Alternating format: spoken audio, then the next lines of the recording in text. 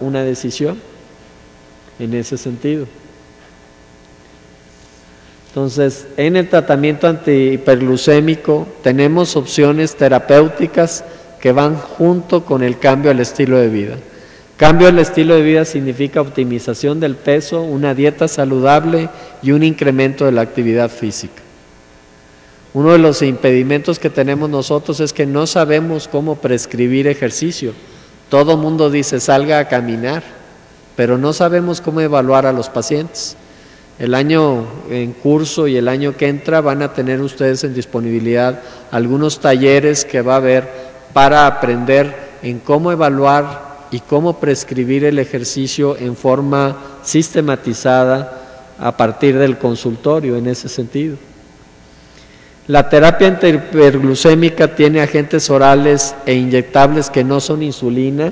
Ustedes conocen las alternativas: metformina, sulfanilureas, glitazonas, inhibidores de DPP4, agonistas del receptor de GLP-1, meglitinidas, inhibidores de alfa-glucosidasas, secuestradores de ácidos biliares, agonistas de dopamina, miméticos de amilina. Alternativas hay muchas. El chiste es saber cómo seleccionar estas alternativas u opciones terapéuticas en los pacientes. Y entonces este consenso nos pone como la primera parte del tratamiento cambio al estilo de vida y metformina. ¿Por qué nos proponen metformina? Porque tiene una alta eficacia en bajar la hemoglobina, porque no tiene riesgo de hipoglucemia, porque en el peso produce pérdida de peso o cuando menos los pacientes no aumentan. Eventos colaterales sí los hay, que son gastrointestinales, pero son raros y el costo de este medicamento es bajo. Por eso es la terapia central en todo paciente que se diagnostica con diabetes.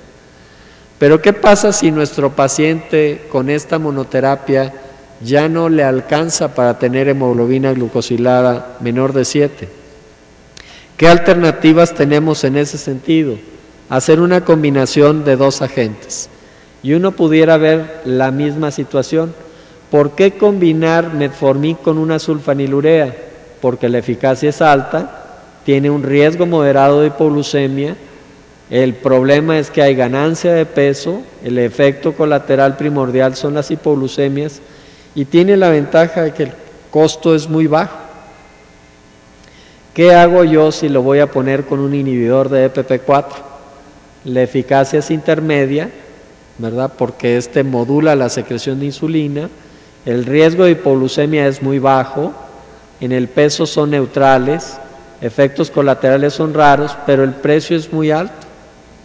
Entonces, si yo discuto con mi paciente y mi paciente dice que sí lo puede pagar, ¿por qué no le puedo dar una terapia de este tipo? ¿Qué voy a hacer con las glitazonas? Eficacia es alta, cuando se combina con metformin, no dan hipoglucemia, ganancia de peso siempre va a haber. Los pacientes con una glitazona pueden subir 5, 6, 7, 8, 10, 12 kilogramos porque la ganancia de peso con una glitazona nunca se detiene. Nada más que la ganancia de peso es en un área segura, no es dentro de la cavidad abdominal y estos reducen lo que sería la obesidad abdominal. ¿Cuáles son los efectos colaterales? Pueden ser cardiovasculares, fracturas como mencionó Chuy, puede haber edema y los costos son altos. Los agonistas del receptor de GLP-1 como serían liraglutide y exenatide tienen una alta eficacia, producen una muy buena pérdida de peso, el riesgo de hipoglucemia es muy bajo, el inconveniente es que son inyectables y que el costo es muy alto. Insulina basal tiene la más alta eficacia para la reducción de la glucemia. No hay otro producto, no hay glucosa que se le resista a la insulina. El chiste es darle la dosis adecuada. El precio puede ser variable porque si le ponen insulina NPH como insulina basal, el costo es muy moderado. Si le ponen un análogo como sería glargina o detemir, el costo puede ser más elevado. ¿Cuáles los inconvenientes que dan? Como evento colateral hipoglucemia con mayor frecuencia y dan también ganancia de peso. Entonces, en ese sentido, si yo ya elegí y puse en alguna de estas combinaciones y pasa el tiempo, ¿qué va a suceder con la hemoglobina glucosilada? que se va a descontrolar y entonces el paciente requiere en ese sentido una nueva recomendación. Entonces, metformina es la primera parte de lo que sería nuestro tratamiento. Cuando se recomienda combinar desde el inicio en las guías prácticas, ustedes pueden ver que todas las asociaciones del mundo ponen a la metformina como la primera alternativa de tratamiento y que no solo es la Asociación Americana de Diabetes. Y eso nos da seguridad en que este tipo de tratamientos son los adecuados para los pacientes. En ese sentido, si uno regresa a esta alternativa y decimos que el paciente ya con una combinación doble no alcanza a mantener, entonces necesitamos una combinación triple. Y entonces yo puedo tener la combinación de metformina con un inhibidor de DPP4 y le puedo poner una sulfanilurea. O puedo tener metformina, sulfanilurea y le puedo poner una glitazona. O le puedo poner una insulina y reducir la dosis de sulfanilureas. En realidad, la parte central es que nosotros aprendamos a manejar cada uno de estos. Y si ya nada de esto funciona, el paciente con diabetes tipo 2 a largo plazo va a terminar en múltiples dosis de insulina y siempre debemos de dejar la combinación con metformina, la cual nunca hay que quitar dentro del arsenal terapéutico para los pacientes. En ese sentido, esos son los comentarios y las guías que nos hacen la Asociación Americana de Diabetes y la Sociedad Europea para poder tratar a los pacientes. Si el objetivo de nuestro tratamiento es mejorar el control metabólico, pero evitar el aumento de peso en los pacientes, ¿cuáles serían las recomendaciones? Inhibidores de DPP4 y agonistas del receptor de GLP-1 son los que en combinación con metformin nos van a dar un efecto neutro, los inhibidores de DPP4, o pérdida de peso, los que se asocian con agonistas del receptor de GLP-1. Entonces, si yo tengo un paciente que lo que más le preocupa es no seguir ganando peso con la diabetes, pues mi terapia central, cuando voy a hacer la primera combinación, es irme a una combinación con un inhibidor de DPP4 o un agonista del receptor de GLP-1.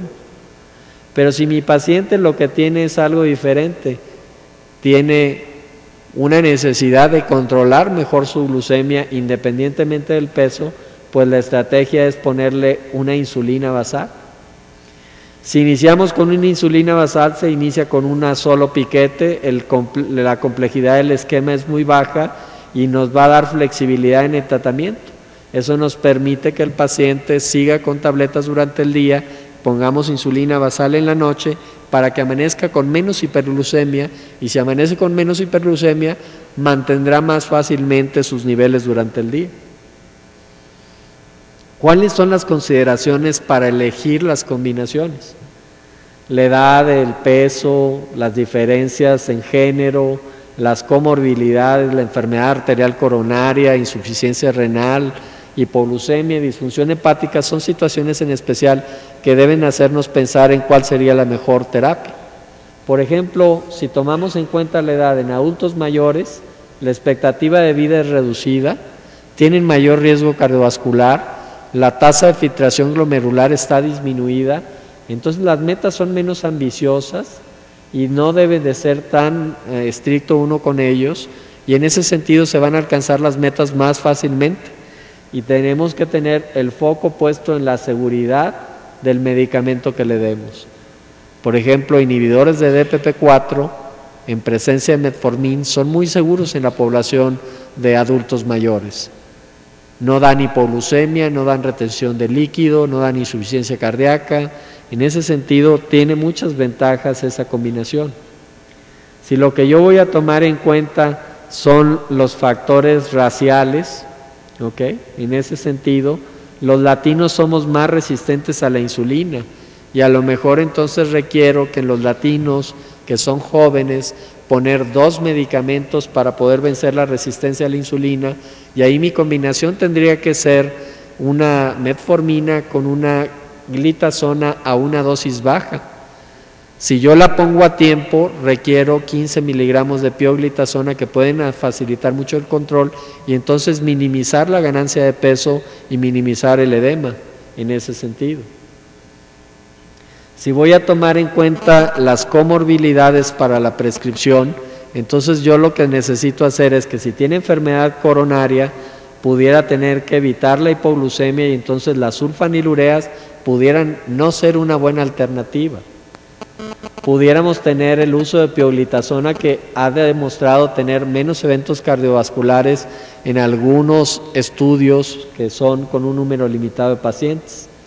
Pudiéramos ver que las terapias basadas en incretinas tienen un mejor perfil de seguridad cardiovascular y eso está por demostrarse en los siguientes años. Pero hay indicios de que estos tienen menor probabilidad de dar mortalidad cardiovascular.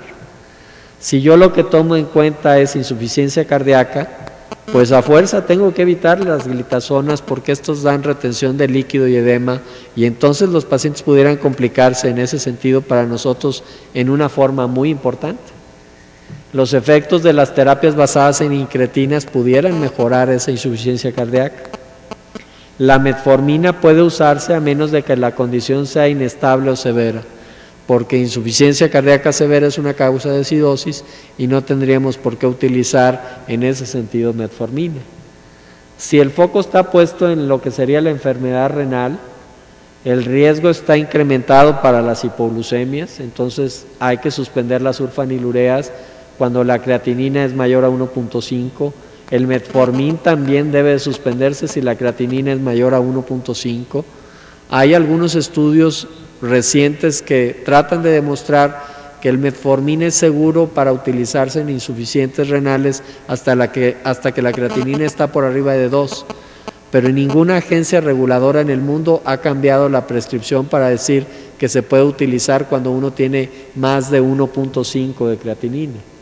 Hay que tener cuidado porque hay que ajustar la mayor parte de los inhibidores de EPP4 en la presencia de insuficiencia renal. Solo hay uno en el mercado que es la linagliptina, que no requiere ese ajuste.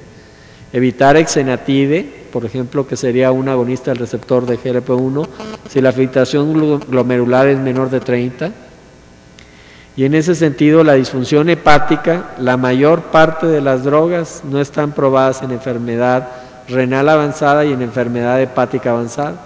La pioglitazona está demostrado que ayuda en la esteatosis, pero fuera de eso no sabemos su papel realmente en el control y en la seguridad a su uso a largo plazo en quien tiene una disfunción hepática severa. Si nosotros tomamos en cuenta la hipoglucemia, debemos de tomar en cuenta que esto puede asociarse a un incremento en la mortalidad, como se vio en algunos de los estudios, como el estudio ADOPT, donde se ha demostrado, el estudio ACCORD, donde se ha demostrado que hay en la gente que no tiene un control muy estricto, cuando le pedimos que lo haga, hay un aumento del número de hipoglucemias y hay un aumento en la mortalidad en ese sentido. Entonces, tendríamos que buscar el medicamento que menos hipoglucemia nos dé y en esa parte de ahí los inhibidores de EPP4 pudieran ser una buena alternativa. ¿Okay? Entonces, si mi consideración es el peso, la mayoría de los pacientes con diabetes tipo 2 tienen sobrepeso y obesidad. 85% de los adultos que tienen diabetes tipo 2 tienen sobrepeso y obesidad. Entonces ahí la parte más importante es tener un programa intensivo de cambios al estilo de vida. La única manera de que los adultos bajemos de peso es dejando de comer y haciendo ejercicio. No hay una droga milagrosa que nos ayude. Hay drogas que temporalmente suprimen el apetito, pero en el momento en que las dejan los pacientes, el apetito vuelve otra vez y la experiencia es que vuelven a subir porque no han logrado hacer ese cambio al estilo de vida. Aprender a comer poquito cuesta mucho trabajo, ¿eh? Toda la vida nos enseñaron que teníamos que comer bien y a la hora de que ya estamos en una edad adulta nos dicen ahora tienes que comer bien poco, porque en ese sentido ya no debes de comer lo que comías antes y entonces uno entra en un conflicto mental. A mí en mi casa me enseñaron que no te paras de la mesa hasta que no se acabe lo que hay en el plato. Y si me sirven un plato del tamaño de servir café, no hay problema. Pero el problema es que en los restaurantes sirven en un plato que es 3 veces ese tamaño. Y pues si me dan la comida me la voy a acabar. Eso es un mal entrenamiento. Y luchar contra eso es muy difícil, pero es una lucha que debemos de hacer. Chuy les demostró cómo las intervenciones en cambios al estilo de vida pueden prevenir mejor la diabetes que las alternativas farmacológicas. Debemos de ver que el papel que tienen los agonistas del receptor de GLP-1, porque esas medicaciones van a disminuir el peso, y una nueva clase terapéutica que va a aparecer el siguiente año, que son los inhibidores de los transportadores de glucosa en el riñón, también producen pérdida de peso porque al hacer glucosuria los pacientes pierden calorías y bajan de peso. Entonces probablemente el año que entra estaremos hablando que los pacientes que tienen sobrepeso y obesidad, no solo los agonistas del receptor de GLP-1, sino los inhibidores de los transportadores de sodio y glucosa en el riñón, van a ser una alternativa para bajar de peso a los pacientes con diabetes. Y regresamos entonces a este esquema que parece muy complejo, pero que en realidad nos puede llevar de la mano para ver a los pacientes. Si estoy pensando en el peso, si estoy pensando en el costo, si estoy pensando en la efectividad, o si lo que pienso es en la resistencia a la insulina, la combinación que tendré que hacer para estos pacientes. Y en ese sentido nos ponen aquí, por ejemplo, el uso de estos cuando la meta es evitar hipoglucemia, porque estos no se asocian a un incremento en la hipoglucemia. Y entonces si mi paciente tiene un alto riesgo de tener hipoglucemia, pues de esto es de lo que voy a tener que seleccionar para darle tratamiento.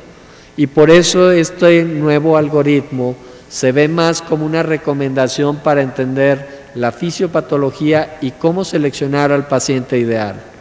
Si mi paciente que voy a tener que atender lo que tiene es hipoglucemia, pues entonces me voy a ir a las terapias que me van a evitar las hipoglucemias o que me van a dar el menor riesgo de tenerlas.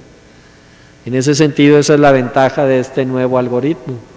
Si lo que quiero es evitar el aumento de peso, pues les recuerdo que las terapias centrales son estas para evitar el aumento de peso. Y si lo que voy a ver yo en ese sentido es el ahorro en los pacientes, pues tendría que ver el uso de sulfanilureas e insulina, porque puede ser la terapia más barata para el paciente. De hecho, por eso las sulfanilureas no han desaparecido del mercado, porque sigue siendo una terapia efectiva por una parte, pero es muy, muy barata. ¿Qué podemos saber nosotros cuando comparamos, por ejemplo, un inhibidor de DPP4 contra una sulfanilurea asociando la metformina? Ustedes pueden ver los resultados en este estudio. La hemoglobina glucosilada es igual, el número de pacientes que había en cada brazo. Vean cómo el peso corporal era 82 kilogramos, la hemoglobina glucosilada que tenían. Y ahora veamos los resultados. En ese sentido, la hemoglobina glucosilada, pueden ver que la mayor parte de los pacientes tenían hemoglobina glucosilada entre 7 y 8, el 50% de los pacientes en este estudio. Pueden ver aquí la disminución en la hemoglobina glucosilada, que la disminución en la hemoglobina, perdón porque no salen todos los números, se ve aquí muy grisecito, pero la disminución en la hemoglobina glucosilada es un poco mayor en la glimepirida que en la sitagliptina, pero no hay una diferencia estadísticamente significativa. Eso significa que los dos fármacos reducen la hemoglobina glucosilada, pero si vemos nosotros pacientes con más de un episodio de hipoglucemia, vean la cantidad que hay en sitagliptina contra la cantidad que hay, en sitagliptina contra la cantidad que hay en glimepirida. Si vemos el peso corporal, con sitagliptina se va para abajo y con glimepirida se va para arriba. Y entonces ahí es donde uno puede ver que comparado una clase terapéutica con la otra, cuando la adicionamos a metformin, lo que vemos es que la diferencia está dada por el porcentaje de hipoglucemia y por la ganancia de peso con las sulfanilureas.